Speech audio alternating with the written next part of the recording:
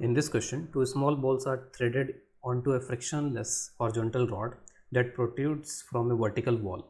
The lighter ball with mass small m is initially at rest, as shown in this figure, a distance L from the wall, while the much heavier second ball of mass capital M approaches the wall from a distance greater than capital L. After their elastic collision, the ball of mass small m slides toward the wall, bounces back elastically, and then again collides with the heavier ball. The process then repeats itself over and over. How close does the heavier ball get to the wall? That means we have to find the minimum distance of this heavier ball with this wall. What is the minimum distance between this ball and this wall during this whole process? We have to treat the ball as point particles. We have to neglect their dimensions, and obviously this small m is much less than this capital M. तो let us assume कि ये जो ball है इसकी जो velocity है before collision initially, suppose ये velocity v naught के इक्वल है, तो क्योंकि दिस इज इलास्टिक कोलिजन, तो इलास्टिक कोलिजन में velocity of approach before the collision is equal to velocity of separation after the collision. तो यहाँ पर जो relative velocity approach and separation है वो इक्वल होंगे यहाँ पे, और क्योंकि this is a much heavier ball तो इसका मोमेंटम बहुत ही कम चेंज होगा, तो इसके मोमेंटम में बहुत ही स्लो चेंजेस आएंगे क्योंकि ये काफ़ी हेवी है यहाँ पर इसमें. तो ऑब्वियसली इसकी वेलोसिटी पे कुछ फ़र्क पड़ेगा यहाँ पे, there will be changes in this velocity, but लेकिन ये जो वेलोसिटी होगी वो बहुत ज़्यादा चेंज नहीं होगी, हर एक कोलिजन में बहुत कम चेंज होगा. तो स्मॉल चेंज इस वेलोसिटी में होता जाएगा. तो जैसे अभी सपोज़ यहाँ पर ये जो बॉल है इसने इसके साथ कोलिजन किया, तो कोलिजन करने के बाद में इस बॉल पे टुवर्ड्स लेफ़्ट फोर्स आएगा, और लेफ़्ट फोर्स जो आएगा वो इसके मोमेंटम को स्लाइटली रिड्यूस करेगा, इसकी वेलोसिटी को स्लाइटली रिड्यूस करेगा. उसके बाद this ball is going here and it is coming back, और यहाँ पर भी इलास्टिक कोलिजन हो रहा है. तो अगर if there is elastic collision तो इसका मतलब ये बॉल तो फिक्स है यहाँ पे, तो जिस वेलोसिटी से ये जाएगा यहाँ पे, जिस स्पीड से इट विल कोलाइड, उसी स्पीड से इट विल रिटर्न बैक, उसी स्पीड से वापस आएगा, because this is elastic collision. तो जब ये इधर आएगा तो अगेन उस टाइम तक ये थोड़ा डिस्टेंस कवर कर चुका होगा आगे की तरफ, तो this ball will move in the forward direction along the right direction. तो जब ये इससे कोलाइड करेगा तो अगेन इसकी वेलोसिटी स्लाइटली रिड्यूस होगी, तो इस तरीके से वेलोसिटी स्लाइटली रिड्यूस होती जाएगी. तो एक तरीके से जो मिनिमम डिस्टेंस होगा, मिनिमम डिस्टेंस उस मोमेंट पे हम बोल सकते हैं व्हेन जब इसकी वेलोसिटी जीरो हो जाए. तो हमें उस टाइम पे इस बॉल का वॉल से डिस्टेंस कैलकुलेट करना है when this velocity is zero, इसकी जो वेलोसिटी है वो जीरो हो जाए, ठीक है. और उसके बाद में it will move in this direction now, because the ball will this ball will collide with this ball and this ball will then move in this direction. So the minimum distance when this velocity is zero. तो इस तरह के questions को करने के लिए जो better idea ये है कि मैं किसी जनरल यहाँ पर किसी जनरल इंस्टेंट पे यहाँ पे सिचुएशन को का एनालिसिस करूँ. तो सिचुएशन का एनालिसिस अगर किसी जनरल इंस्टेंट पे करते हैं, तो suppose at some general instant, let us suppose at some general instant this is our heavier ball and suppose this is the lighter ball. तो सपोज़ ये जो इंस्टेंट है, इस इंस्टेंट पे क्या हो रहा है कि इनके बीच में कोलिजन हुआ. ये जो लाइटर बॉल है, लाइटर बॉल इधर से आई होगी, ये बॉल इधर जा रही होगी, तो लाइटर बॉल इधर आके कोलाइड करती है, और कोलिजन के बाद में फिर लाइटर बॉल इस डायरेक्शन में चली जाती है और ये कंटिन्यू करता है इसी डायरेक्शन में.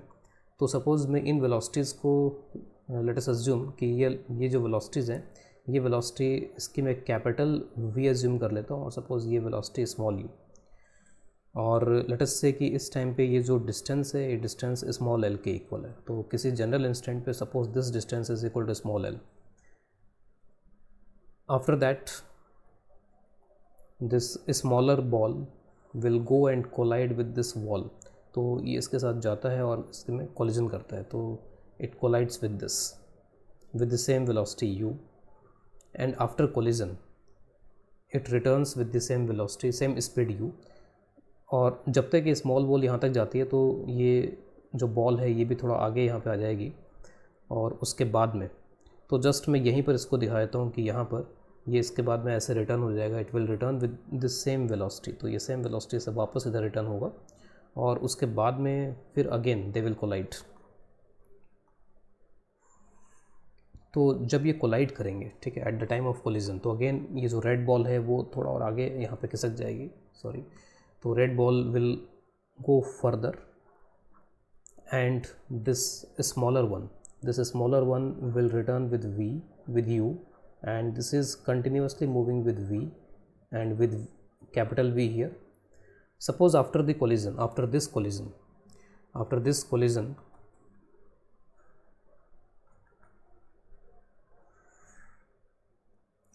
the velocities are something like this.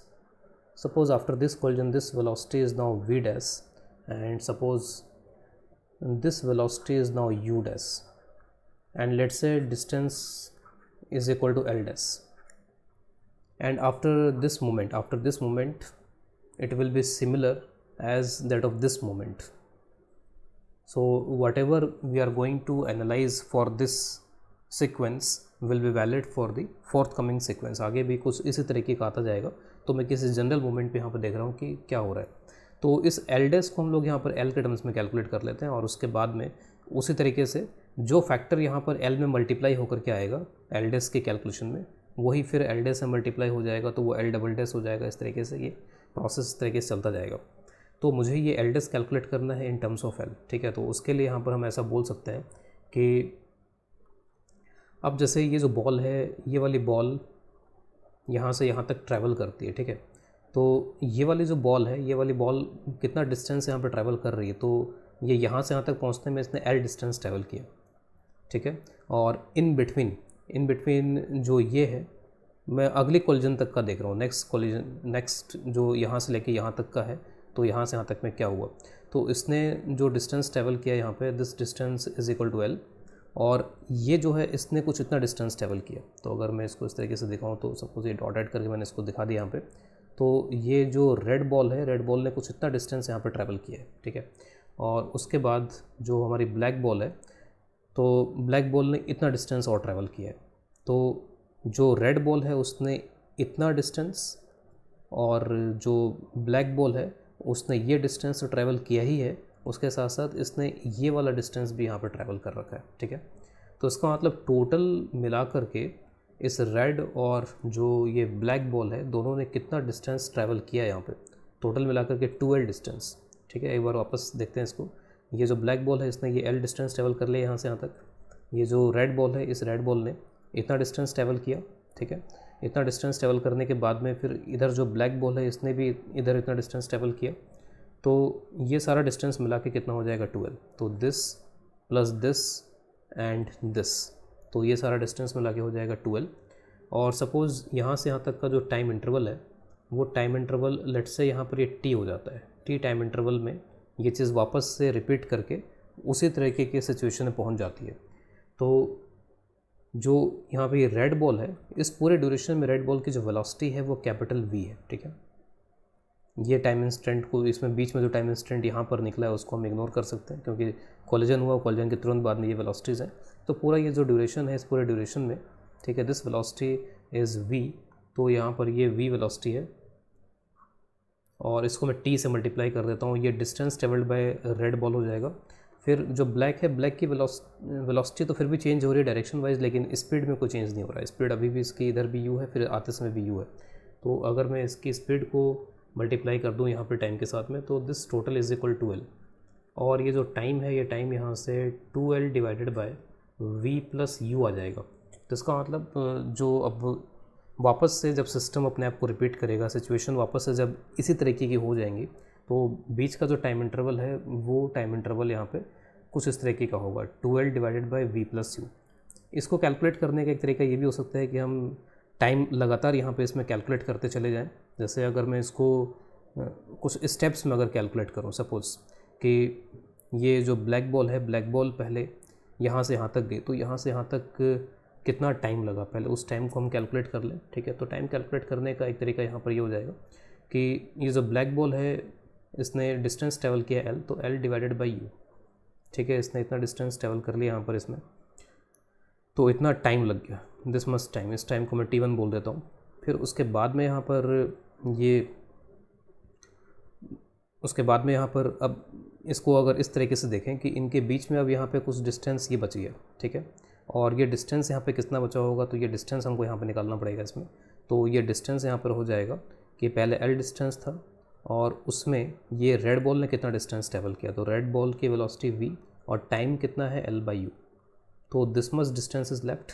और ये जो डिस्टेंस है, अब इनके बीच में जो रिलेटिव वेलोसिटी है, दोनों एक दूसरे को अप्रोच कर रहे हैं v प्लस यू से, तो v plus you approaching velocity हो गई और इतना डिस्टेंस इनको आपस में ट्रैवल करना है, ठीक है।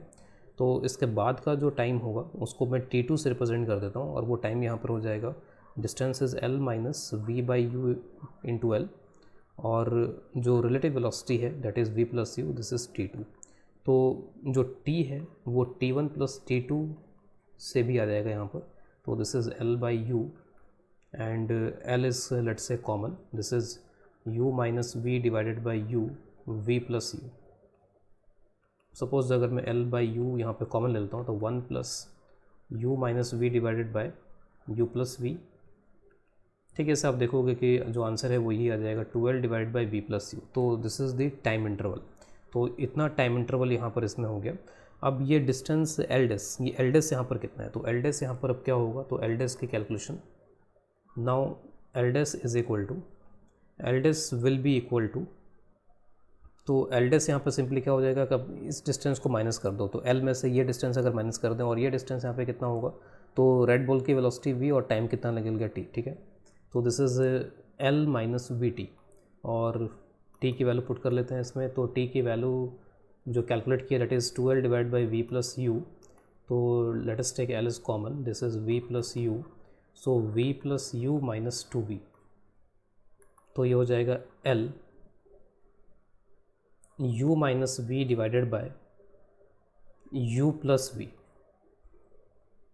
और यहाँ से एक बड़ा इंपॉर्टेंट रिज़ल्ट दिखेगा, अगर हम इसको थोड़ा सा और यहाँ पर सही तरीके से लिखें तो एक इम्पॉर्टेंट रिज़ल्ट यहाँ पे दिखेगा कि l multiplied by U minus V, this is equal to l dash multiplied with u plus v। और यहाँ पर वापस से यहाँ पर आते हैं कोलिजन पे, तो ये जस्ट बिफोर कोलिजन है and this is just after the collision. तो कोलिजन्स में जस्ट बिफोर कोलिजन जो वेलोसिटी ऑफ अप्रोच है, तो वेलोसिटी ऑफ सेपरेशन दोनों आपस में इक्वल होनी चाहिए। तो यहाँ से अगर मैं यहाँ पे लिखूँ इसमें, तो वेलोसिटी ऑफ अप्रोच कितनी है just before collision, v plus you, और सेपरेशन कितना है यहाँ पे u dash minus v dash, ठीक है। तो जो यहाँ पर ये u प्लस v आ रहा है, इसको आप ऐसे लिख सकते हो l dash u dash minus v dash. And यहाँ से एक बड़ा इंपॉर्टेंट रिजल्ट हमें देखने को मिलेगा इसमें ऑब्जर्वेशन से, कि ये l यहाँ पर क्या है, जैसे l यहाँ पर अभी फ़िलहाल ये डिस्टेंस है, ठीक है, तो वॉल से अभी इनका डिस्टेंस, और v minus u minus V यहाँ पे क्या है, u minus V is the relative velocity, तो ये इनकी रिलेटिव वेलोसिटी है इस टाइम पे। तो l multiplied by relative velocity at this particular instant. इसी तरीके से ये l dash multiplied by u dash minus v dash, तो l dash multiplied by u dash minus v dash वो रिलेटिव वेलोसिटी है एट दिस पर्टिकुलर इंस्टेंट।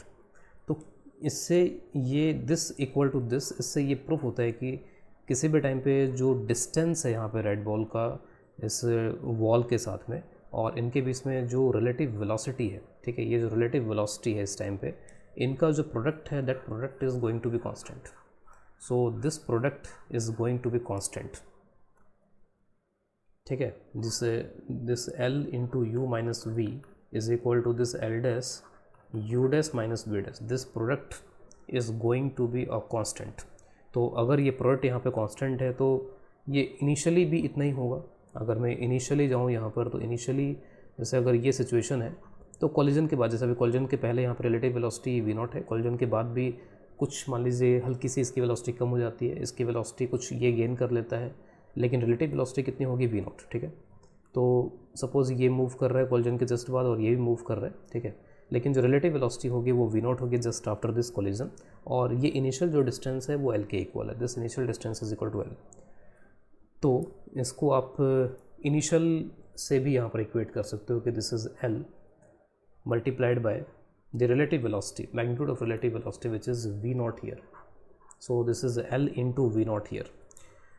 अब इसके बाद में मुझे यहाँ पर ये डिस्टेंस कैलकुलेट करना है। सपोज़ ये l डैश मेरे को कैलकुलेट करना है कि फाइनली ये l डैश कहाँ तक पहुँचेगा ये, ठीक है। तो ये फाइनली l डैश अगर मेरे को कैलकुलेट करना है तो उस पर्टिकुलर मोमेंट पे मुझे ये यूडेस पता होना चाहिए जो इस लाइटर बॉल की वेलोसिटी है, और वीडेस पता होना चाहिए जो कि यहाँ पर velocity of this heavier ball है। तो ऑब्वियसली जब मिनिमम डिस्टेंस का टाइम आएगा यहाँ पे तो दैट विल बी जीरो। जो वीडेस होगा, वीडेस यहाँ पर उस टाइम पे जीरो होना चाहिए। ये हमने पहले भी देखा हुआ है कि ये जो रेड बॉल है वो रुक जाएगी और वो रिवर्स ट्रेवल करना शुरू कर देगी। तो at closest separation this V dash should be equal to zero. तो इससे यहाँ पर हम ये लिख सकते हैं कि L dash U dash this is equal to L V naught. Now we have to find L dash, और यू डैश पता होना चाहिए इस टाइम पे कि उस टाइम पे यू डैश कितना होगा, जो स्मॉलर बॉल है उसकी वेलोसिटी क्या होगी। तो उसके लिए we can use energy conservation. Energy conservation का हम यहाँ पे यूज़ कर सकते हैं। तो एनर्जी कंजर्वेशन, क्योंकि कहीं पर भी कोई एनर्जी का लॉस नहीं हो रहा है इसमें, हर all the collisions are elastic here. तो इसका मतलब यहाँ पर ये है कि जो इनिशियल काइनेटिक एनर्जी कम्प्लीटली इस बॉल के पास थी और अगर ये फाइनली रुक जाती है उस टाइम पे, तो इसका मतलब that complete kinetic energy will go to this lighter ball. तो from energy conservation we can write, from conservation of energy, this half capital M V naught square, this would be half M, and what is the velocity, which is u dash square. So u dash from here will be V naught under root capital M by small m. This is the value u dash, so we can put u dash here. So L dash is equal to this L V naught by u dash, this is L V naught, and u dash we can write it like this, 1 by V naught small m by capital M. So this is small m by capital M, and this L dash, which is the minimum distance here, this will be L under root m by m. So this is going to be the final answer. This is the minimum distance between the heavier ball and the wall.